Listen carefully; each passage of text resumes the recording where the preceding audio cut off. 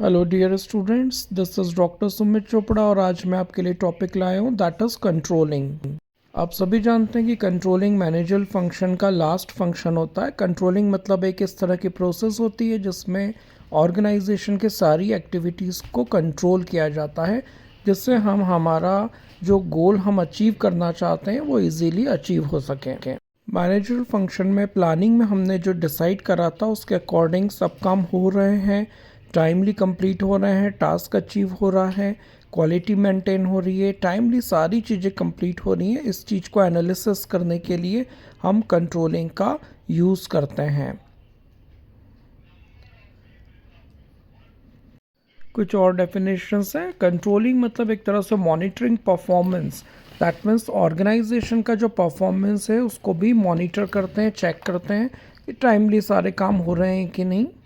It sees to it the right things happen in the right ways and at the right time, कि सही चीज़ें हो रही हैं, सही तरीके से हो रही हैं और सही समय पर हो रही हैं।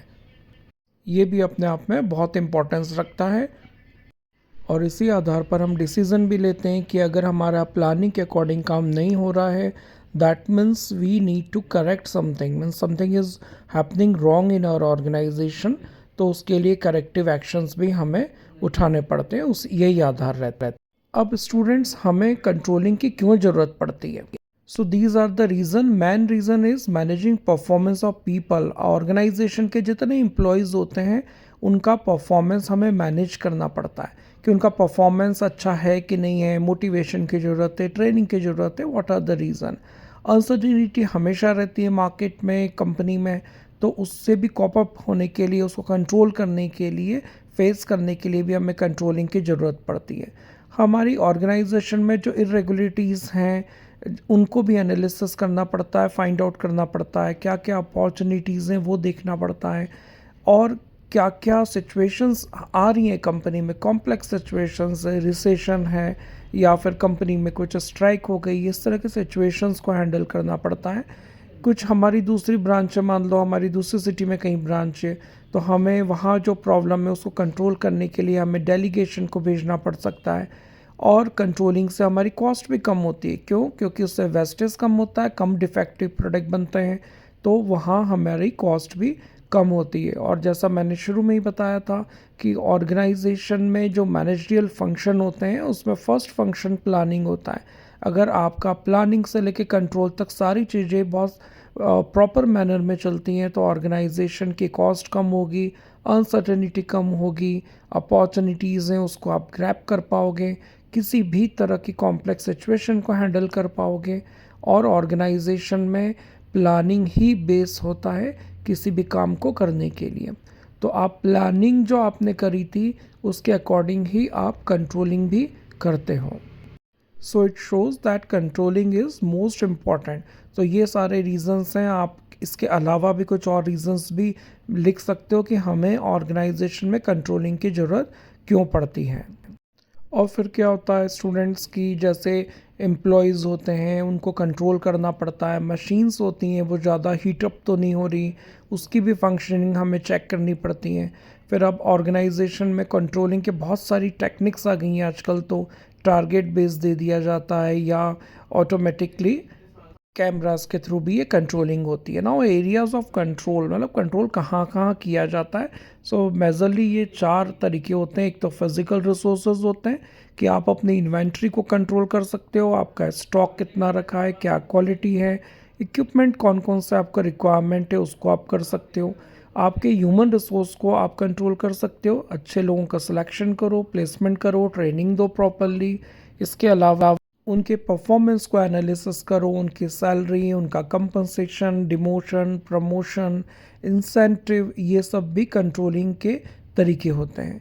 इसके अलावा इंफॉर्मेशन रिसोर्स पर हम कंट्रोल कर सकते हैं। जैसे जो इन्फॉर्मेशन आ रही है, चाहे वो सेल्स मार्केटिंग से रिलेटेड हो, फोरकास्टिंग से रिलेटेड हो, एनवायरनमेंट से रिलेटेड हो, वो सारी इन्फॉर्मेशन हम ऑर्गेनाइजेशन में एम्प्लॉयज़ को दें समय समय पे, तो वो सही इन्फॉर्मेशन आए कंपनी में। इस पे कंट्रोलिंग। फाइनेंशियल रिसोर्सेज में तो हमें कंट्रोल करने की और ज़रूरत पड़ती है कि ऑर्गेनाइजेशन में फ़ंड आ रहा है, कितना फ़ंड जा रहा है, दैट मीन्स कैश इनफ्लो कितना है, आउटफ्लो कितना है, उसमें भी हमें कंट्रोलिंग की पड़ती है। इनके अलावा भी और बहुत सी जगह ऑर्गेनाइजेशन में हमें कंट्रोलिंग की ज़रूरत पड़ती है, पर मेजरली ये 4 फंक्शंस होते हैं। फिजिकल रिसोर्स है, ह्यूमन रिसोर्स है, इंफॉर्मेशन रिसोर्सेज हैं, फाइनेंशियल रिसोर्सेज है। तो इन सारे चारों में हमें कंट्रोलिंग की बहुत ज़्यादा ज़रूरत पड़ती है। देखा जाए तो यही 4 रिसोर्सेज हैं जो मोस्ट इम्पॉर्टेंट होते हैं, जहाँ हमें कंट्रोलिंग की ज़रूरत पड़ती है। जैसा मैंने फिजिकल रिसोर्स का आपको बताया, तो आपके रॉ मटेरियल अवेलेबल है कि नहीं, वेस्टेज तो नहीं हो रहा है, डिफेक्टिव तो नहीं बन रहा है, आपको वहाँ देखना पड़ेगा। ह्यूमन रिसोर्स में आपको अच्छे एम्प्लॉयज़ लाने पड़ेंगे। ऐसा तो नहीं लंच ब्रेक में बहुत ज़्यादा टाइम वो बाहर स्पेंड कर रहे हैं, फैक्ट्री के बाहर हैं, कैंटीन में बैठे हुए हैं, तो आपको वहाँ उन पर कंट्रोल करना पड़ेगा। इन्फॉर्मेशन का तो मैंने आपको बता ही दिया, आपने जो स्केड्यूलिंग बता रखा है कि किस तरीके से ऑर्गेनाइजेशन का स्केड्यूल रहेगा, जैसे प्रोडक्शन का, तो उसके अकॉर्डिंग काम हो रहा है कि नहीं। और फाइनेंशियल रिसोर्स जैसे मैंने आपको बताया कि आपने बैंक से लोन लिया है, कहीं ज़्यादा इंटरेस्ट तो नहीं जा रहा है, उस पर आपको कंट्रोल रखना पड़ेगा। बहुत ज़्यादा बैड डेब्ट्स तो नहीं होते जा रहे हैं कंपनी के, तो फिर कंपनी लॉस में चली जाएगी। तो मतलब इन सारे एरियाज़ में हमें कंट्रोलिंग की ज़रूरत पड़ती है। अब इसके अलावा हम देखते हैं steps in the control process. सबसे पहली स्टेप होती है, हमें सबसे पहले एक स्टैंडर्ड डिसाइड करना पड़ेगा। कुछ भी हम काम करते हैं ना, तो सबसे पहले हम स्टैंडर्ड डिसाइड करते हैं कि हम इतना पढ़ेंगे, इतना काम करेंगे। तो आप ये डिसाइड करते हो कि हमें इतना प्रोडक्शन करना है, हम प्रोडक्शन का एग्जांपल लेते हुए चल रहे हैं। फिर उसके बाद आएगा आपका मेजर परफॉर्मेंस, कि एक एम्प्लॉय को हमने स्टैंडर्ड दिया था, आपको एक दिन में 10 यूनिट बनानी है। उसका अब हम परफॉर्मेंस एनालिसिस करेंगे कि उसने कितनी करी, तो पता चला उसने 8 करी। Now we will compare the performance with the standard. तो आपका परफॉर्मेंस उसका कितना था और स्टैंडर्ड आपने कितना डिसाइड करा था, तो दोनों में डिफरेंस है। तो फोर्थ स्टेप में हम वापस से फिर उसको स्टैब्लिश स्टैंडर्ड में जाएंगे। हाँ, अगर उसने 10 यूनिट का प्रोडक्शन कर लिया है, 11 का कर लिया है, तो फिर हम उसको आगे बढ़ा देंगे। मतलब उसको और करेक्शन की ज़रूरत है क्या, या स्टैंडर्ड चेंज करना है क्या, टारगेट चेंज करना है क्या, या इसी को मेंटेन करते हुए चलना है, हम वो करेंगे। लेकिन अगर उसने परफॉर्मेंस अच्छा नहीं करा है, तो ऑफ कोर्स हमने या तो उसको टारगेट बहुत ज़्यादा दे दिया था, तो हम एवरेज टारगेट निकालेंगे कि एवरेज कस्टमर का परफॉर्मेंस कितना है, और उसी के बेस पर हम दोबारा स्टैंडर्ड को डिसाइड करेंगे। तो किसी भी ऑर्गेनाइजेशन में यूजुअली ये स्टेप्स होती हैं, इसी के थ्रू हम कंट्रोल प्रोसेस को करते हैं। अब ये मैंने आपको प्रोडक्शन का एग्जांपल दिया था, ऐसे कोई और स्ट्रीम का भी आप एग्जांपल ले सकते हैं। टाइप्स ऑफ कंट्रोल में अगर हम देखें तो फीड फॉरवर्ड कंट्रोल, इसको प्रोएक्टिव अप्रोच भी बोला जाता है। कोई मैनेजर प्रोएक्टिव होते हैं कि पहले से ही प्रॉब्लम आने के पहले ही उसको वो कंट्रोल कर लेते हैं।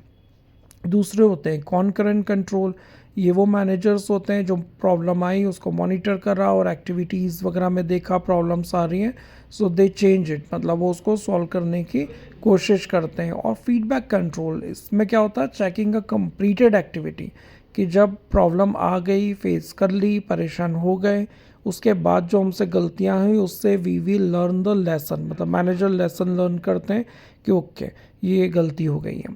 टाइप्स ऑफ कंट्रोल में अगर देखें तो फीड फॉरवर्ड कंट्रोल में आपको मैंने बताया था, एक तरह से इसके थ्रू हमें इनपुट मिलता है और इसके थ्रू हम प्रोएक्टिव प्रोसेस और एक्टिविटीज़ में शामिल रहते हैं, और फिर जाकर हमें उससे आउटपुट मिलता है।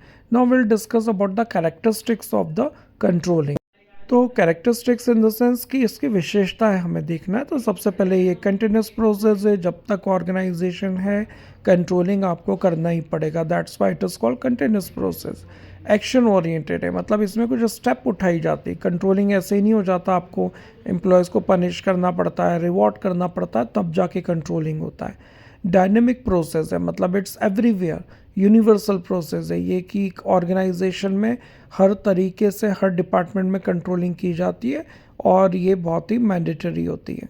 फॉरवर्ड लुकिंग भी है, मतलब ये जो हो गया सो हो गया, लेकिन आगे एम्प्लॉयज़ को कैसे कंट्रोल करना है, मशीन्स पर कैसे अच्छा परफॉर्मेंस करवाना है लेबर का, इसको एनालिसिस किया जाता है। Exercise at all level, top middle lower सभी लेवल पर ये सारे काम किए जाते हैं। ये मैनेजरल फंक्शन है, मतलब यूजुअली कंट्रोलिंग मैनेजर्स करते हैं, लेबर नहीं। एंड फंक्शन है, जैसा मैंने स्टार्टिंग में बताया था, मैनेजरल फंक्शन में सबसे पहले प्लानिंग आता है और लास्ट में कंट्रोलिंग आता है। तो ये सारी इसकी कैरेक्टरिस्टिक्स मैंने आपको एक्सप्लेन करी है। Know what is the requirement of effective control, क्यों ज़रूरत पड़ती है। इंटीग्रेशन विद प्लानिंग, मतलब जो फर्स्ट स्टेप थी उससे लास्ट को आपको कोऑर्डिनेट करना पड़ता है, अटैच करना पड़ता है कि जो आपने प्लानिंग करी उसके अकॉर्डिंग ही कंट्रोलिंग करेंगे।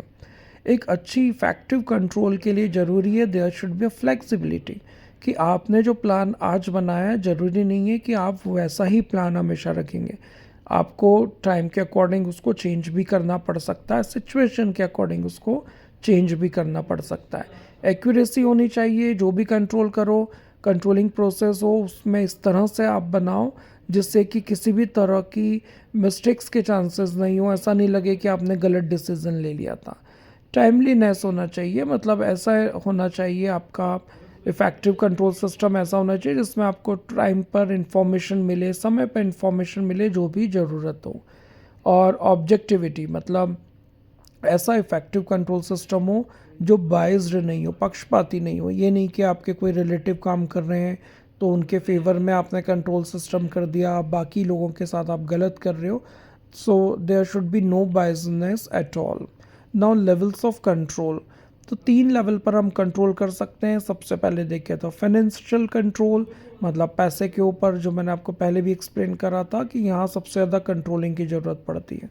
Budgetary and quality control, that means कि ऑर्गेनाइजेशन में जो बजट बना है उसको भी मेंटेन करना है और क्वालिटी को भी। इन्वेंट्री कंट्रोल, कितना स्टॉक में है उसको analysis. Barriers of successful controlling देखें तो कंट्रोल करना पड़ता है यहाँ पर भी।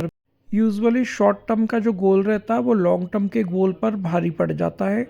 कंट्रोलिंग एक्टिविटीज़ से एम्प्लॉयज़ की फ्रस्ट्रेशन बढ़ती है, हैंडल करने में दिक्कत आती है, और कई बार कंट्रोलिंग के थ्रू लोग गलत रिपोर्ट्स भी, फॉल्स रिपोर्ट भी रेडी कर लेते हैं और इसका गलत फ़ायदा उठाते हैं, लोगों को ब्लेम करते हैं, लेबर्स को पनिश करते हैं। तो ये सारे बैरियर्स हैं। एक्चुअली देखा जाए तो कंट्रोलिंग के बैरियर्स की जगह ये एक ह्यूमन एरर है, मतलब माइट बी बिकॉज ऑफ कि जानबूझ के गलतियाँ हो रही हैं, लेकिन कंट्रोलिंग अपने आप में बहुत अच्छी प्रोसेस है, बहुत ज़रूरी रहती है। But still there are certain barriers of controlling. एक ये भी पॉइंट है, इसके अलावा मैनेजर भी इतने कैपेबल नहीं होते हैं कि कंट्रोलिंग प्रोसेस को इम्प्लीमेंट कर सकें। इस तरह के सॉफ्टवेयर्स भी आजकल हैं जो के थ्रू हम कंट्रोलिंग कर सकते हैं। सो ओवरऑल मैनेजमेंट फंक्शन में, मैनेजर फंक्शन में कंट्रोलिंग एक बहुत इम्पॉर्टेंट पार्ट होता है। Thank you so much.